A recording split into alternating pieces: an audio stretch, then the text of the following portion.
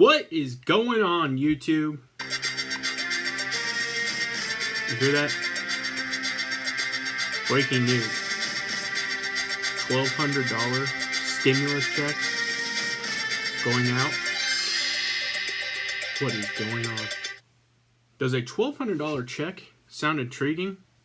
What if I told you it was going to be tax-free? What if I told you it was going to be directly deposited into your account or sent to your house in a few days or in the next couple weeks? Well, if this sounds intriguing, I suggest you stay on board, because I'm about to talk to you about what you should do with that $1,200. Right after this. Let's get it.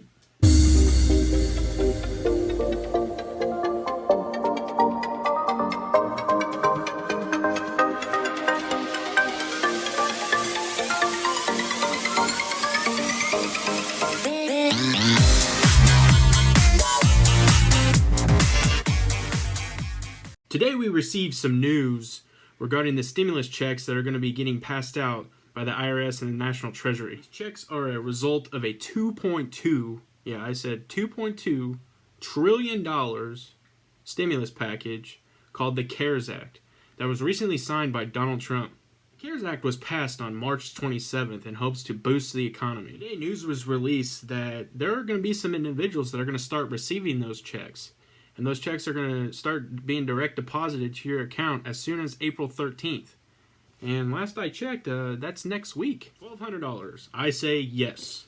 Well, how do I get that $1,200? The answer to your question is, if you make $75,000 or below, you will receive a $1,200 check.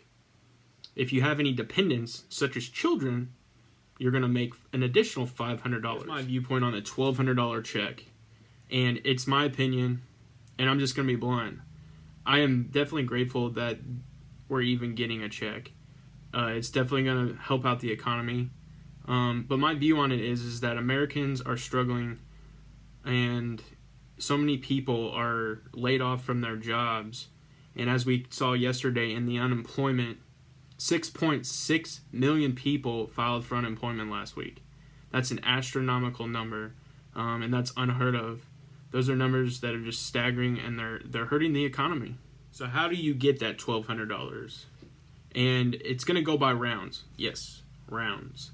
Round one, the individuals who have a direct deposit set up with their tax returns. Round two is going to be very similar to round one. The only difference is, well, two differences. See what I did there? Two.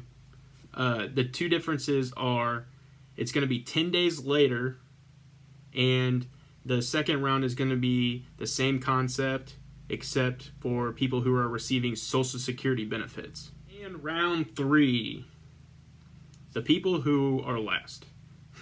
Round three is going to be very similar to round one and two. The only difference is that there's not a direct deposit attached to the taxes, so you're going to be receiving a paper check in the mail. So now the question begins.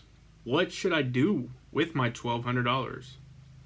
Well, in the last 11 years, the United States economy has been on an 11-year bull run.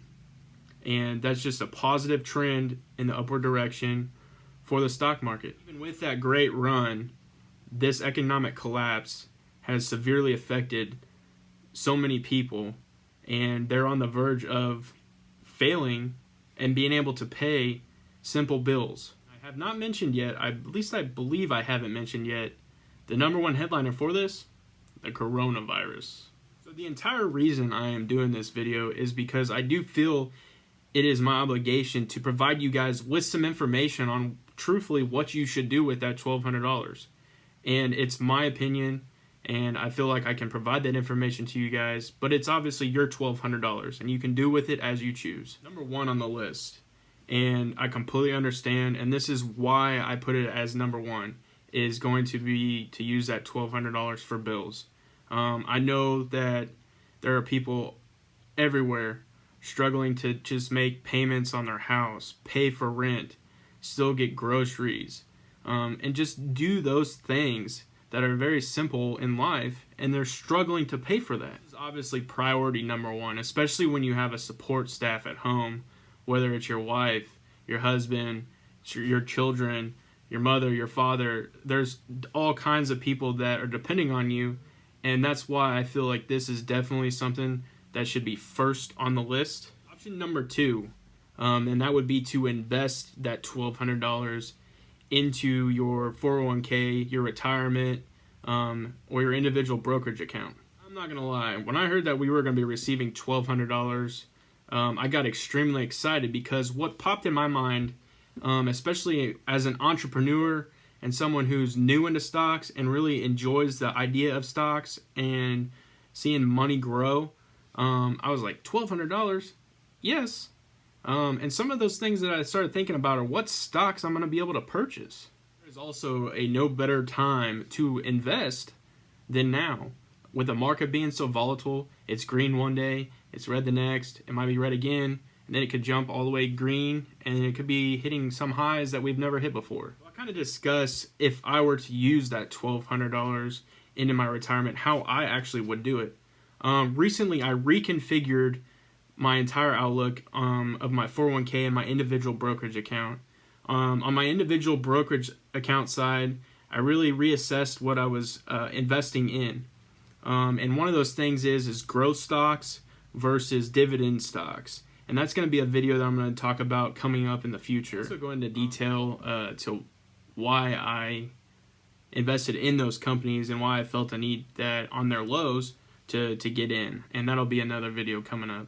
Like I said, I invested in the Dow 30. I did everything I possibly could to get 5 shares of each. Some of the others I had already invested in early on into my investing career, I guess you could say.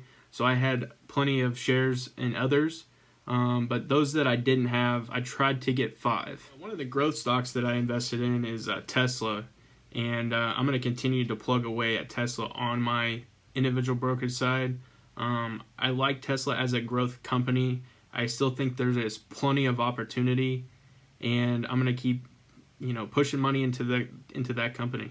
Right. Option number 3, and there are people that are still surviving through this coronavirus pandemic, and there are people out there that are going to use that $1,200 to open a savings account, or they're going to add it to a savings account. And that's not a bad idea. There's also people that are going to cash that check and keep it as cash, just in emergency situations. Another thing to think about is if you already have a savings account and you already have what you feel and you're comfortable with enough money, maybe something to consider is opening a college fund for multiple children or just one child. Option number 4, use it as a down payment. A chance to maybe purchase a new vehicle. Car rates have continued to decline during this epic meltdown, and I haven't seen too many people at the car lots, and I don't think very many people are purchasing new vehicles at this time. Number 5, and I think this one has probably the biggest amount of anticipation. I don't know how I'm going to be able to tell you guys. It's $1,200. Alright, the anticipation is killing me. You can blow it! Massive spending spree. Go buy whatever you want. Now, is this the most feasible option? Probably not. Is it the most smart decision? Most definitely not. But it is an option, and there are going to be people out there that do that. Not ideal, and if you are financially stable during this time, and your goal is to just go out and buy something that makes you happy, maybe consider donating a portion of that to a charitable cause. There are definitely people out there that are struggling to even just get through day-to-day. Hopefully this video helped you in some way. And if it did, hit that like button. And if this content is something that you like, I'm going to keep it on coming. Smash that subscribe button. And like I always say, have a good day.